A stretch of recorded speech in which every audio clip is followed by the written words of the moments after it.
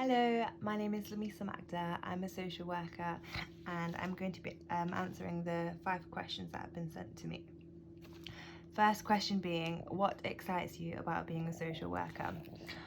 I think what excites me the most about being a social worker is the fact that I am able to facilitate change.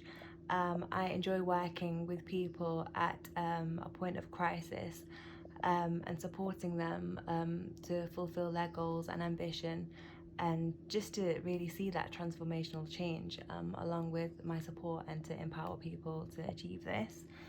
I also find it amazing the fact that being a social worker, I have the power to make the world a better place. I get to devote my life's work to justice, education and well-being, as well as to help and support people. I also enjoy being a social worker in the terms that I get to work in various settings. This I can choose, so I get the opportunity to perhaps work in a school, a prison, a nursing home, a school, and so on and so forth. I think there's also the privilege of working in certain areas of social work, such as mental health, with children and families, with a whole range of people really, and I really quite enjoy that. I think being a social worker means I can also hold future goals to what I want to achieve in life. My ambitions at the moment are to really work within the realm of children and families, especially in the long term, and I hope to create a diverse career for myself.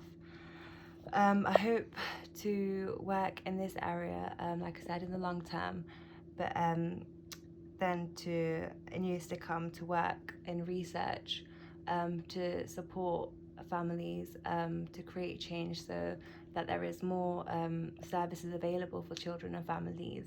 I feel if there were more research out there on what is needed to support children and families, such as more children's centres and more support, especially with parenting, I feel like research is something that we can strive to achieve.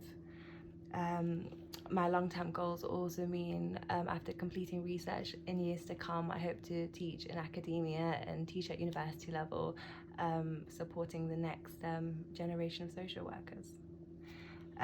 Next question is, as a social worker, it is essential for you to be organised. On a scale of 1 to 10, 1 being poor and 10 being outstanding, how would you rate your overall organisational skills? I would say in terms of organisation, this is a very, very important skill for social workers. It's very imperative that we are very organised, especially because of the fact that we have high caseloads and that we have caseloads with people that struggle with wide variety of issues that need a lot of help and support. I would say that I am a 7 in terms of my organisation skills. I like to utilise a diary on a day-to-day basis to plan my meetings, to plan ahead really.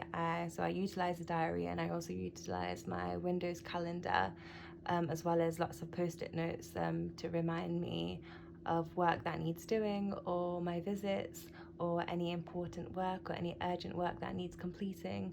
So I like to keep very organised in that regard.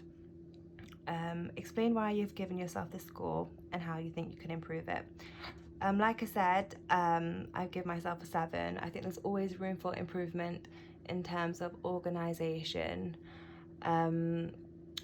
I would improve it by perhaps utilising my diary more, ensure that before visits, check my diary, need to know what's going on next, plan ahead, utilise the social work database before going on any visits so that I'm aware of the situation with my client or my service user group.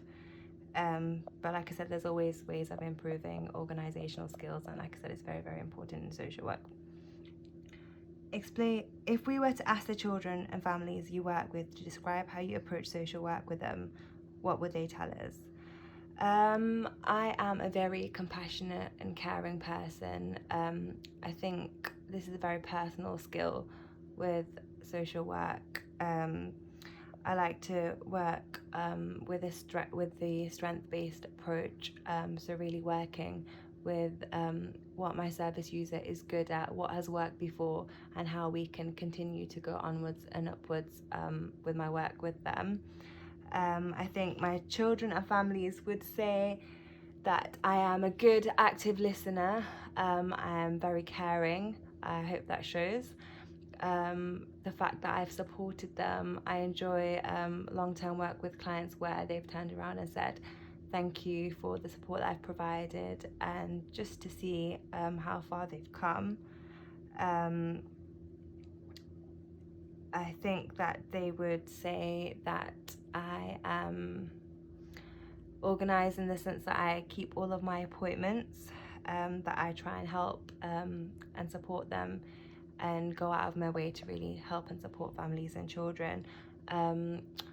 I think they would all say, because I have children myself, something that they wouldn't know, the fact that I'm able to be a little bit more understanding with my clientele and service user group, especially in terms of children and child development.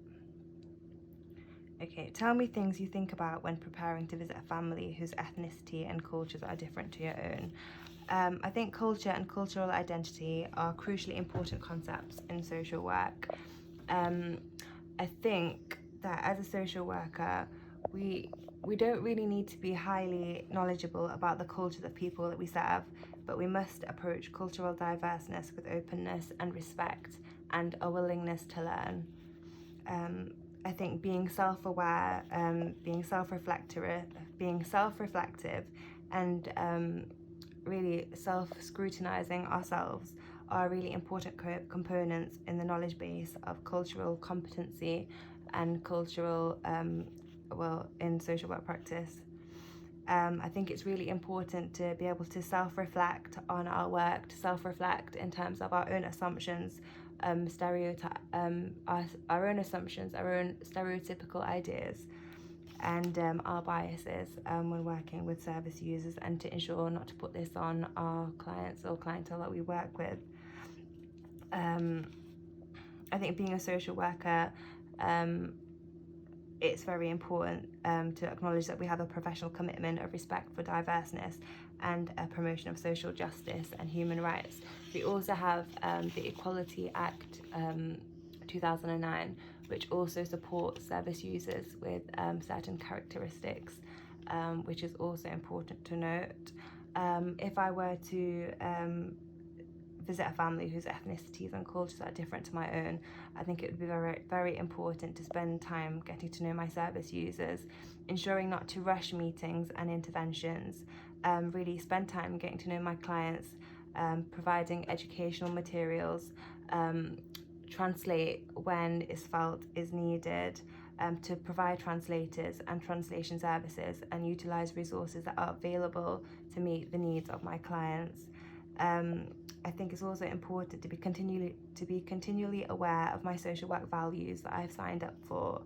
Like I said before, to also be self-aware of my own beliefs, and to be careful not to assume or stereotype.